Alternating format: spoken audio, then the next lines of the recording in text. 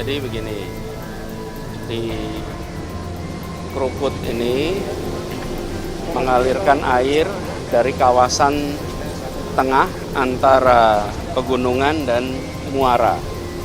Nah, curah hujan yang terjadi di kawasan hulu Kali Krukut itu amat tinggi. Di Jakarta sendiri curah hujannya tinggi dan alhamdulillah tempat-tempat yang terdampak karena curah hujan lokal saat ini sudah mulai surut.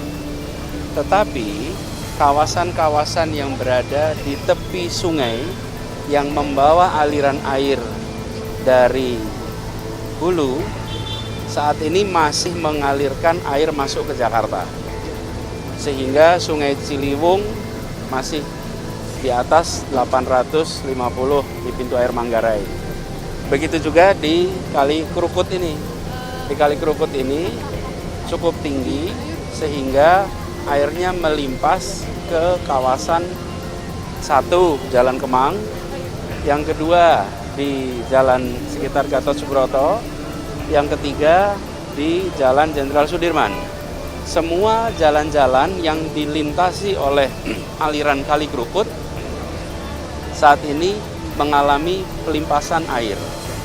Jadi sekarang kita sudah mengerahkan pompa untuk menarik air karena permukaan air di Kali Krukut ini sudah mulai agak turun, sehingga air yang berada di kawasan Kemang, Jalan Kemang Raya ini sedikit demi sedikit akan ditarik untuk dialirkan ke sungai.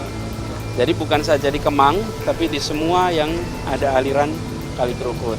Proses ini mungkin akan perlu waktu, karena Kali Krukut ini nanti bermuara di Kanal Banjir Barat. Kanal Banjir Barat saat ini permukaan airnya masih tinggi karena menampung air kiriman dari Ciliwung. Jadi kita akan perlu waktu untuk ini bisa mulai surut kembali.